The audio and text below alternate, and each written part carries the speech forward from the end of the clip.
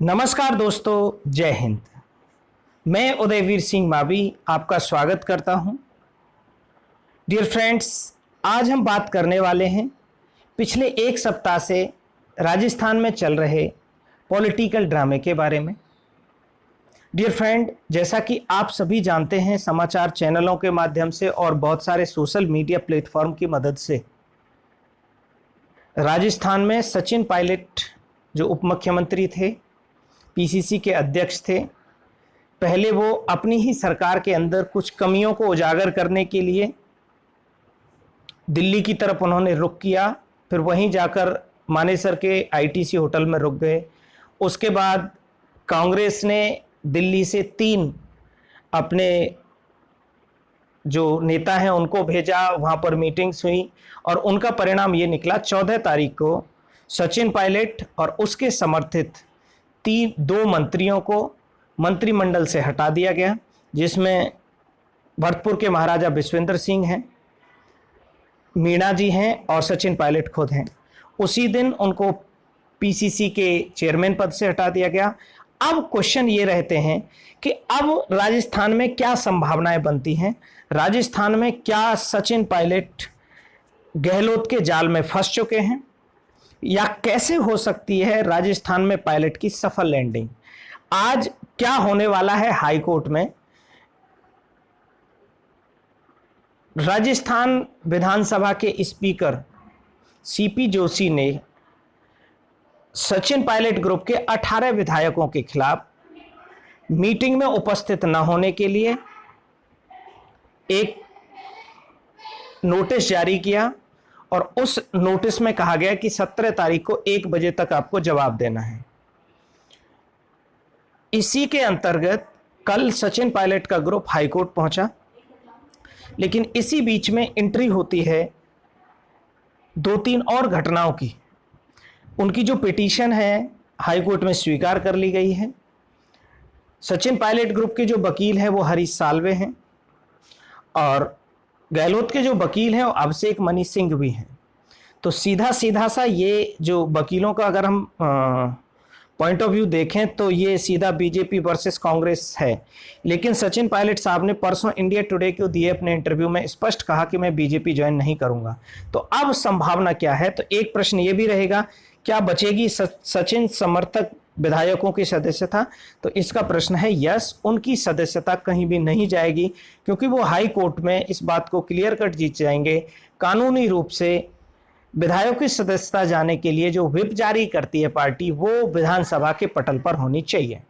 तो अब क्या क्या संभावनाएं बन रही हैं, ये हाई कोर्ट में उनकी पिटीशन को कल जो 17 तारीख के लिए जो नोटिस दिया गया था 1 बजे तक, उसको अब एक्सटेंड करके 5 बजे कर दिया गया है, क्योंकि अब की जो आज की जो सुनवाई है कि वो हाईकोर्ट 1 बजे करने वाला है।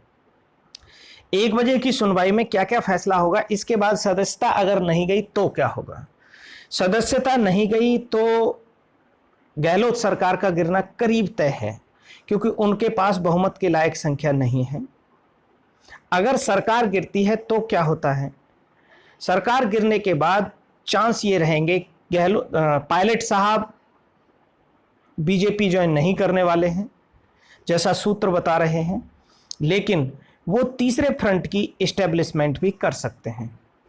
डियर फ्रेंड, अभी यहाँ पर एक और घटना की एंट्री होती है। जो हनुमान बेनीवाल जी हैं, बीजेपी के समर्थक रहे हैं। हनुमान बेनीवाल जी बीजेपी के समर्थन से ही वो एमपी भी हैं इस समय, और उन्होंने कल एक ट्वीट किया है, पूर्व सीएम वसुंधरा राजे की अल्पमत सरकार को बचाने का पुरजोर प्रयास कर रही है वसुंधरा राजे अशोक गहलोत की अल्पमत सरकार को। तो डियर फ्रेंड, जैसा कि अशोक गहलोत ने भी कहा था और जो कांग्रेस की प्रेस कॉन्फ्रेंस हुई थी 12 तारीख को, उसमें स्पष्ट बोला गया था कि बीजेपी के भी बहुत सारे विधायक हमारे संपर्क में हैं। कल वसुंधरा राजे ने उनको फोन किया है, लेकिन इसी घटनाक्रम के बीच में आज जो राजस्थान की सरकार है वो एक मीटिंग कर रही है वसुंधरा राजे की अध्यक्षता में। वसुंधरा राजे यहाँ अब तक मौजूद नहीं थी, तो वसुंधरा राजे आज पहुंच रही हैं जयपुर। अभी तक वो धौलपुर में थी और पहुंचने के बाद वो मीटिंग करेंगी। लेकिन इसके बाद क्या क्या पॉसिबिलिटी और क्या क्या संभावनाएं हैं, बहुत सारे घटनाक्रम को देखने के बाद ये लगता है कि सचिन पायलट को निकालने के लिए दोनों ग्रुप इकट्ठे हुए हैं, गहलोत ग्रुप भी और वसुंधरा राजे ग्रुप भी। वसुंधरा राजे किसी भी कीमत पर नहीं चाहेंगी कि पायलट को बीजेपी में लिया जाए, क्योंकि अगर पायलट बीजेपी में आते हैं या कोई भी उनके कद का नेता बीजेपी में आता है तो वसुंधरा राजे की जो छुट्टी है वो हमेशा हमेशा के लिए हो जाएगी। यही डर सता रहा था गहलोत साहब को, इसलिए उनके खिलाफ उन्होंने बहुत बड़ी बड़ी साजिशें की और उन साजिशों के बाद ये निष्कर्ष निकला कि जो आरोप लगाए वो इस तरह के लगाए कि पीसीसी का चेयरमैन रहते हुए भी उन्होंने कई ऐसी सारी घटनाएं की जिनका जो इफेक्ट है वो पार्टी पर नेगेटिव आया। तो उनकी जो इमेज है आला कमान के यहाँ वो नेगेटिव बनाई गई, लेकिन ये सच नहीं है। आला कमान आज भी चाहता है सचिन उसके साथ वापस आए, पर सचिन का वापस आना अब करीब असंभव लग रहा है। तो अब संभावनाएं क्या हैं? अब संभावनाएं ये हैं, सरकार का जाना तय है। अगर बीजेपी समर्थन करेगी या सचिन समर्थन बीजेपी का करेंगे तो वसुंधरा पार्टी से टूट सकती हैं, वसुंधरा समर्थन कर सकती हैं गहलोत साहब का, लेकिन समर्थन करने के लिए कम से कम 2/3 एमएलए चाहिए और 2/3 एमएलए ना तो सचिन के पास जुट पाएंगे ना वसुंधरा राजे के पास जुट पाएंगे, तो सरकार गिरेगी। सरकार गिरेगी तो संभावना यह है कि चुनाव में जाएं और अगर चुनाव में गए तो सचिन पायलट साहब अपना एक अलग मोर्चा बना सकते हैं, तीसरा फ्रंट, और तीसरा फ्रंट बनाने के बाद फिर से वहां हंग असेंबली की संभावनाएं बन जाएंगी और अगर हम असेंबली की संभावनाएं बनेंगी तो फिर होगी महाराष्ट्र वाली डीलिंग। अब उसमें गुट हो सकते हैं वसुंधरा, पायलट, गहलोत और बीजेपी का। तो ये संभावनाएं अभी बनती दिख रही हैं और इसके अलावा आप बारीक नजर बनाए रखिए, हम भी आपको समय समय पर अवगत कराते रहेंगे। आज देखिए हाई कोर्ट में क्या होता है। मेरी नज़र में हाई कोर्ट में क्लियर कट सदस्यता बचेगी सचिन पायलट एंड ग्रुप की। उसके बाद विधानसभा के पटल पर जाया जाएगा बहुमत सिद्ध करने के लिए, जहां गहलोत सरकार बहुमत सिद्ध नहीं कर पाएगी, गहलोत सरकार गिरेगी और उसके बाद स्थितियां तय होंगी। तो देखिए, नजर बनाए रखिए। जय हिंद, जय भारत।